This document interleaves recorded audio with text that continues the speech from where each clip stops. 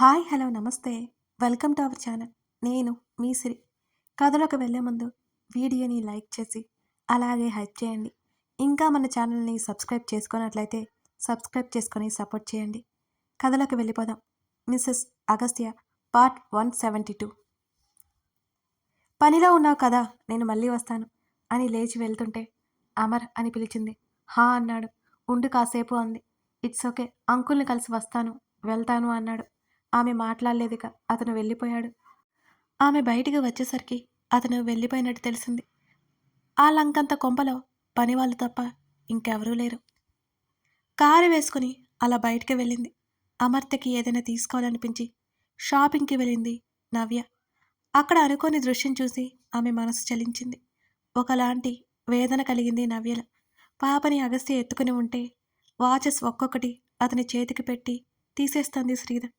ఏదో ఒకటి చూడు, అసలు అనవసరంగా నీతో షాపింగ్కి వచ్చాను అన్నాడు అతను. చుట్టూ చూసి అతని బుగ్గలాగి, పర్లేదులే, కొంచెం గుడ్ హస్బెండ్విలే, ఇంకో గంట అంతే అని నవ్వింది. అతడు నిట్టూర్చాడు. కాస్త దూరం నుంచి వాళ్ళని చూసి ఆమె చేతిలో బ్యాగ్ కింద పడింది. డాడీ డాడీ పిలుస్తోంది. అబ్బబ్బా, నీ కూతురికి ఈ మధ్య నత్తిపోయింది, చక్కగా పిలుస్తోందే అని నవ్వింది శ్రీధ. తనకేమైందో అర్థమైందో కానీ తన తల్లి వైపు కోపంగా చూసింది అవంతి. శ్రీధ వైపు సీరియస్గా చూసి కూతురు వైపు చూశాడు. ఏంటి బంగారం అన్నాడు ఆక్కుంటా. తండ్రి వైపు బ్రతిమాలుతున్నట్టు చూసింది అవంతి. ఇక్కడ ఆడతావటే, నువ్వు చేసే పనులకు ఏదైనా పగిలిపోయింది అనుకో, బిల్లు మన మీద వేస్తారు. ఎంత నీ బాబుకు ఉంటే మాత్రం ఇలాంటి పనులు చేయకూడదు అన్నది వాళ్ళని చూడకుండానే. మీ మమ్మకి తిక్క ఎక్కువైంది, ఇక్కడే ఆడుకో అంటూ దించాడు అవంతిని. అవంతి గుండ్రంగా తలాడించి ఉత్సాహంగా కిందకి దిగింది. పట్టపగలే కావడంతో అది వీక్నెస్. జనసంచారం చాలా అంటే చాలా తక్కువగా ఉంది. అక్కడక్కడ సేల్స్ గర్ల్స్ ఉన్నారు. బయట ఎలాగో వాచ్మెన్ ఉంటాడని అవంతిని వదిలేశాడు అగస్త్య. బుడిబుడి అడుగులతో అన్నీ అబ్బురంగా చూస్తోంది. వెంటనే శ్రీధ చుట్టూ చెయ్యేసి దగ్గరికి లాగి, ఎక్కువ మాట్లాడితే నాలుక కట్ చేస్తా అన్నాడు. ఆమె నడుముని నొక్కిపట్టి అగస్త్య. చా, తమరు కట్ చేస్తే ఊరుకుంటాం మరి అంటూనే అతన్ని పట్టుకొని ఇబ్బందిగా చుట్టూ చూసింది శ్రీధ.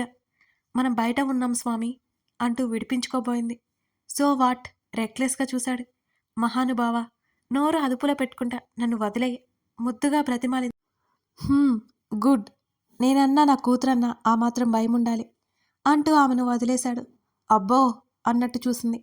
అక్కడే ఉన్న సింగిల్ సీటర్ సోఫాలో అతన్ని కోలేసి అతని చేయి తీసుకొని వాచ్లు పెడుతూ తీస్తూనే ఉంది శ్రీధ. అతను మరో చేత్తో మొబైల్ చూసుకుంటున్నాడు. ఇప్పుడే శ్రీధకి ఒక పట్టాన ఏదీ నచ్చదని అతనికి బాగా తెలుసు. గంటలో షాపింగ్ కంప్లీట్ చేశావంటే నీకు సర్ప్రైజ్ అన్నాడు. శ్రీధ కళ్ళు ఒక్కసారిగా మెరిసే. ఓకే ఉత్సాహంగా చెప్పింది.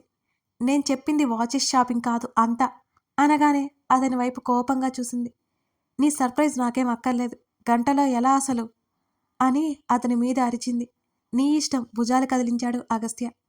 ఒకవైపు సర్ప్రైజ్ కావాలి, మరోవైపు టైం సరిపోదు, లేదా మరొక రోజు వద్దాము అంటే ఈ ఛాన్స్ రాదు. బ్రతిమాలతేనే వచ్చాడు, ఇప్పుడు మిస్ అయితే ఇక రాడు. ఇప్పుడు ఏం చేయాలి? ఇది $1 మిలియన్ క్వశ్చన్గా మారింది శ్రీధకి. అయినా షాపింగ్కి మనసు ఓటేయమని చెప్పింది.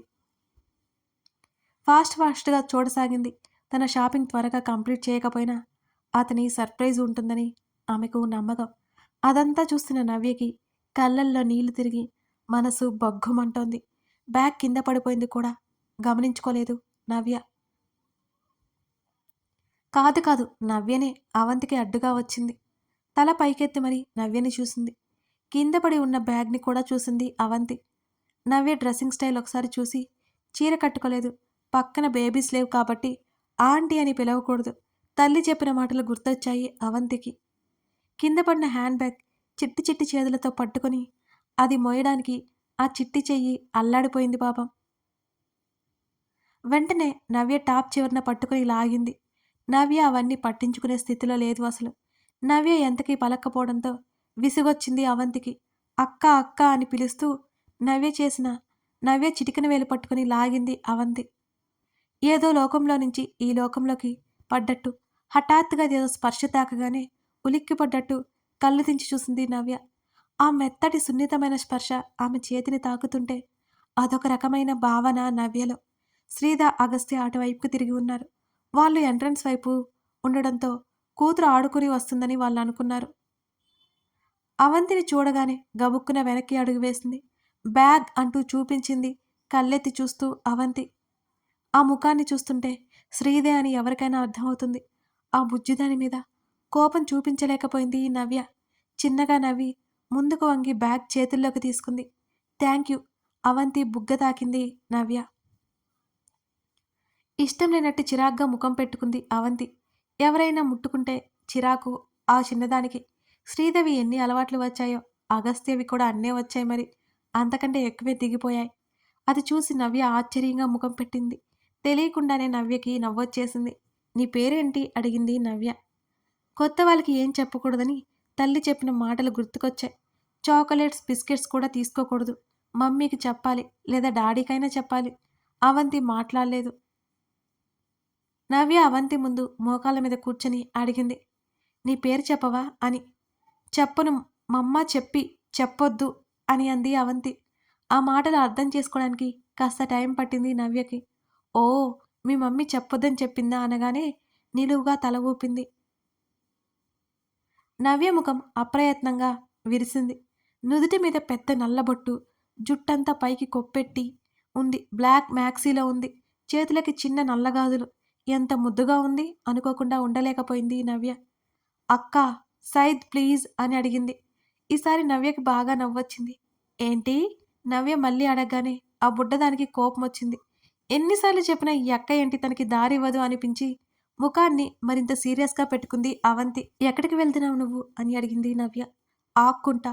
అవంతి మాటలు నవ్యకి అర్థం కాలేదు. ఏంటి? ఆక్కోడానికి అన్నది. ఆ? నవ్య అయోమయంగా చూసింది. అవంతికి ఇంకా చాలా కోపమొస్తోంది. తను ఆడుకోవడానికి వీలు లేకుండా చేస్తుంది ఈవిడ. నవ్యని దాటుకొని పక్క నుంచి వెళ్ళడానికి చూసింది అవంతి. చాక్లెట్ తింటావా? అవంతి చేతిని పట్టుకుని ఆపుతూ అడిగింది నవ్య. నో అని అడ్డంగా తల తిప్పుతూ చెప్పింది అవంతి. ఏం అని అడిగింది.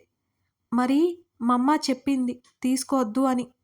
ఓహో, మీ మమ్మీ ఏం చెప్పినా వింటావా అని అడగ్గా లేదన్నట్టు తలాడించింది. ఆ ఎక్స్ప్రెషన్ చూసి నవ్య మరోసారి నవ్వి మీ మమ్మీ మాటలు వినవా అయితే అని అడిగింది. బొటనవేలు చూపుడు వేలు దగ్గరికి తీసుకొచ్చి సైజు కొలిచి చూపిస్తూ ఇంత అన్నది. నవ్య ఒక్కసారిగా ఆశ్చర్యపోయి అంతలోనే నవ్వేసింది. కొంచెమే మీ మమ్మీ మాట వింటావన్నమాట. వెరీ గుడ్ గర్ల్ అని నవ్య అనగానే అవంతి కళ్ళు మెరిశాయి. ఓన్లీ డాడీ మాత్రమే తనని గుడ్ గర్ల్ అంటాడు కానీ ఇంకెవరూ అనరు. గుడ్ గర్ల్ అంటే తనకి సరిగ్గా తెలియకపోయినా తను చాలా గొప్పది, మంచిది అని అర్థం అని ఆ బుడ్డదానికి తెలుసు. అచ్, గుడ్ గర్ల్ అన్నది చూపుడు వేలుతో తన్ని తాను చూపించుకుంటూ. మరి మీ డాడీ మాట వింటావా అడుగుతుంటే అవంతి పక్క నుంచి దూరంగా కూర్చుని ఉన్న అగస్త్య వైపు చూసింది నవ్య. అతని ముఖంలో చిరునవ్వు. శ్రీధ ఏదో మాట్లాడుతుంటే చూస్తూ వింటున్నాడు. అగస్త్య ముఖం తిప్పి చూసేలోపు అవంతి చాటుకు వచ్చేసింది నవ్య. ఎవరో సేల్స్ గర్ల్ తన కూతురు మాట్లాడుతుందేమో అనుకున్నాడు. మళ్ళీ అతను శ్రీధ వైపుకు తిరిగిపోయాడు. వింటా అని చెప్పింది. ఎంత వింటావు అని నవ్య అడిగింది. 2 చేతులు బార్లా చాపింది అవంతి. అబ్బో, అంత వింటావా మరి అంటున్నట్టు నిలువుగా తలూపింది. అవును అన్నట్టుగా. నీకు మీ మమ్మీ ఇష్టమా, డాడీ ఇష్టమా? ఆ బుజ్జిదానితో మాట్లాడుతుంటే నవ్యకి బాగా నచ్చింది. ఇంకా మాట్లాడాలనిపించింది. అవంతి కాసేపు బుగ్గని చూపుడు వేలుతో తట్టుకుంటూ బాగా ఆలోచించింది. మరొక చెయ్యి నడుం మీద వేసుకుని నవ్య వైపు చూసింది. చెప్పు, ఎవరిష్టం నీకు అని అడిగింది నవ్య. ఇద్దరు అని చెప్పింది. ఏంటి ఇద్దరా? అవును. అదేవిధంగా తనతో పాటు పిలక కూడా ఊపింది కొంచెం. కాదు, ఒక్కరే చెప్పాలి అన్నది. నవ్య అడుగుతుంటే అవంతికి ఏం చెప్పాలో అర్థం కాలేదు. ఖచ్చితంగా తన తల్లి తండ్రి అడిగితే తండ్రి పేరే చెప్తుంది కానీ ఇప్పుడెందుకో తండ్రి మాత్రమే ఇష్టమని చెప్పి తల్లి ఇష్టం లేదని చెప్పలేక సతమతమైపోయింది ఆ చిన్ని మనసు. చెప్పను ఇద్దలు అంది. బాబోయ్, నువ్వు చాలా తెలివైన దానివి అన్నది నవ్య మరింత ఆశ్చర్యపోదు. శ్రీధ కూడా అలాగే అనడం గుర్తుకొచ్చి అవంతి తెగ మురిసిపోయింది. థ్యాంక్ యూ అక్కా అనగానే మరో షాక్ తగిలింది నవ్యకి. సాధారణంగా అవంతికి మాట్లాడడం ఇష్టం. అందుకే ఎవరో ఏంటో చూడకుండా తెగ మాట్లాడేస్తుంది. అబ్బో! నీకు థాంక్స్ చెప్పడం కూడా వచ్చా? అని అడిగింది. ఓ మమ్మ చెప్పి అంది. అంతలోనే నవ్యకి ఏదో ఆలోచన వచ్చి, మీ డాడీకి నువ్వు ఎక్కువ ఇష్టమా? మీ మమ్మీ ఎక్కువ ఇష్టమా? అని అడిగింది. అవంతి కళ్ళు ఆలోచిస్తున్నట్టు కాస్త పైకి చూశాయి. నడుము మీద చెయ్యి పెట్టుకుని మళ్ళీ అలాగే చెంప మీద వేలితో తట్టుకుంది. ఎప్పుడూ తండ్రి తనకే సపోర్ట్ చేస్తాడు కాబట్టి, తను ఏదైనా చెప్తే చేస్తాడు. ఇంకా తను చెప్తే మమ్మీని కూడా అరిచేస్తాడు కాబట్టి, తనే తన డాడీకి ఎక్కువ ఇష్టమనే ఆలోచనకి బుజ్జిదాని ముఖం వెలిగిపోయింది. మీ అని చూపుడు వేలు తన వైపుకు చెప్పుకొని గర్వంగా చెప్పింది. నువ్వే ఎక్కువ ఇష్టమన్నమాట అనగానే అవునన్నట్టు చిరునవ్వుతో తలాడించింది అవంతి. అబ్బబ్బా! ఏం నవ్వావే చిట్టి రాక్షసి అంటూ నవ్య బుగ్గల్లాగింది. ఆ నవ్వులో అగస్త్య కనిపించాడు మరి. ఒకేసారి ఎలా పడితే అలా నవ్వడు. కాసేపటికి తర్వాత మెల్లిగా, నిదానంగా, చల్లగా నవ్వుతాడు. నవ్య అతన్ని ఎన్నోసార్లు గమనించింది. అతని కూతురు నవ్వు అతనిలాగే అనిపించింది నవ్యకి. శ్రీధ మరోవైపుకు వెళ్లడంతో కూతురి కోసం లేచి అవంతి వైపు నడిచాడు అగస్త్య. అతను వస్తున్న విషయం ఇద్దరూ గమనించుకోలేదు.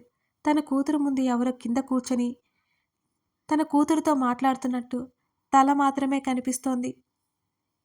అవి తండ్రి పిలుపుకి వెనక్కి తిరిగి చూసింది అవంతి. అగస్త్య అలా వస్తాడని ఊహించిన నవ్య ఒక్క క్షణం ఉలిక్కిపడి గబుక్కున పైకి లేచింది. కూతురు మీద నుంచి పక్క వ్యక్తి వైపు చూపు తిప్పిన అతను ఒక్క క్షణం విస్తుబోయి చూశాడు. అక్కడ ఏదో దయ్యం ఉన్నట్టుగా తన కూతుర్ని దగ్గరికి లాక్కున్నాడు. ఆ చర్యకి నవ్య మనసు ఒక్కసారిగా కలుక్కుమంది. మామూలుగా అయితే పట్టించుకునేది కాదు కానీ ఈ మధ్య ఆమె మనసు చిన్నదానికి కూడా బాగా బాధపడుతోంది. తన దగ్గర ఉంటే అతను కూతురికి ఏమవుతుందో అన్నట్టు లాక్కోవడం చూసిన నవ్య ఒక్కసారిగా ఏడుపు ముంచుకొచ్చి బయటపడనివ్వలేదు. అతని వైపు ఆమె చూపులు మరింత సీరియస్గా ఉన్నాయి. అవి ఏం చేస్తున్నావిక్కడ? తండ్రి స్వరం మారడంతో ఉలిక్కిపడ్డట్టు చూసింది అవంతి. అక్క ఉంది తప్పుకోలే. అవంతి చెబుతున్నది అతనికి అర్థమైంది. మళ్ళీ ఏం చేద్దామని వచ్చావు? చిన్నపిల్ల జాలేయట్లేదా నీకు? అని అతను అడిగాడు. గుణపంలాగా ఆ మాట నేరుగా ఆమె గుండెకి గుచ్చుకుంది. అయినా నిన్ను అడుగుతున్నాను చూడు. తల్లిని బిడ్డని వేరు చేసినప్పుడే నువ్వేంటావు నాకు అర్థమైంది. ఇప్పుడు మళ్ళీ కొత్తగా అడగడానికి ఏముంది అని. అవి మమ్మీ అక్కడ ఉంది వెళ్ళు. తన కూతురికి గట్టిగా అరుస్తుంటే భయపడుతుందని అటువైపుగా పంపించాడు అగస్త్య. మెల్లిగా బుడిబుడి అడుగులు వేసుకుంటూ పరిగెత్తుకుంటూ వెళ్ళిపోయింది అవంతి. అతను శ్రీధ కోసం చూడగా దూరంగా అటేదో చూస్తుంది. ఆమె తల మాత్రమే కనిపిస్తోంది. ఇప్పుడు చెప్పు ఏం చేద్దామని వచ్చావు?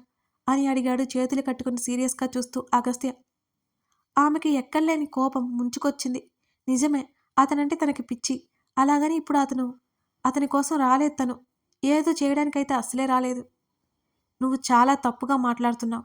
నేను నీకోసం ఇక్కడికి రాలేదు అన్నది నవ్య చాలా సీరియస్గా. జోక్స్ వేస్తున్నావా? అంటే ఇక నువ్వు నన్ను వదిలేసినట్టేనా? అన్నాడు ఒకలాంటి వెటకారంతో. ఆమె మాట్లాడలేదు. అయినా నా కోసం రాలేదు అన్నావు మరి. నా కూతురుతో నీకేం పని? అని అడిగాడు. అతడు కావాలని రెచ్చగొడుతున్నాడని నవ్యకి తెలీదు. నీ కూతురుతో నాకేం పని లేదు. నీది నీ వైఫ్ది రొమాన్స్ చూడలేక ఆ బేబీ కనిపిస్తే మాట్లాడుతున్నాను. అంతకు మించి ఇంకేం లేదు అని ముఖం చిట్టించి చెప్పింది నవ్య. నా వైఫ్ నా ఇష్టం. మధ్యలో నీకేంటి? అతను చిరాకు నటించాడు. ఆమె కోపంగా చూసిందే తప్ప మాట్లాడలేదు. ఇంకోసారి నువ్వు నా కూతురితో మాట్లాడడానికి వీల్లేదు. అమాయకుల మీద నీ బలాన్ని ప్రయోగించకు. ఇంకోసారి చూశానా ఖచ్చితంగా నిన్ను చంపేస్తాను అన్నాడతను చాలా కోపంగా. What do you mean? ఎలా కనిపిస్తున్నాను నీకు? ఆమె ఆవేశంగా అరిచింది. పసిపిల్లల ప్రాణాలు తీసేలా కనబడుతోందా తను? తను మరీ అంత దుర్మార్గురాలనుకుంటున్నాడా? అంత చీప్‌గా చూస్తున్నాడా తన్ని? ఆమెకి మాటలు రానట్టే చూస్తోంది. ఎగ్జాక్ట్‌లీ. నువ్వు ఏదైతే అనుకుంటున్నావో అలాగే కనిపిస్తున్నావు నాకు అని. నువ్వు నా వైఫ్‌కి ఏదో చెప్పేసి లేదా నువ్వు ఏదో తన్ని చేస్తావని నిన్ను తన్ని కలవకుండా ఆపట్లేదు. తను నాలాగా మాట్లాడదు. చేతులతోనే సమాధానం ఇస్తుంది. అందుకే దూరంగా ఉండమంటున్నాను నీకు. ఇప్పటికైనా పిచ్చి వదిలించుకుని మారితే బాగుంటుంది అనుకుంటున్నాను అని అన్నాడు. ఇక ఆపుతావా? నవ్య చిరాగ్గా అన్నది. ఏముంది నీ వైఫ్‌లో హా? తెగ పొగుడుతావు. ప్రేమ ప్రేమ ఇదేగా నువ్వు చెప్పేది. నీలాంటోడు మొగుడుగా వస్తే ఏ ఆడపిల్లైనా ప్రేమిస్తుంది. ఇక్కడ తనది ఏం గొప్పలేదు. ఆమె ఆవేశంగా అన్నది. అతని పెదవుల మీద ఒక క్షణం అలా నవ్వు వచ్చి మాయమైపోయింది. నీకు తన గురించి తెలియదు. అంతే. నీకేదో చెప్పి నమ్మించాల్సిన అవసరం నాకు లేదు. వెళ్ళిక అని అన్నాడు అగస్త్య. ఏముంది తనలో అంత స్పెషల్? కుటుంబానికి ఎవరైనా ఇంపార్టెన్స్ ఇస్తారు.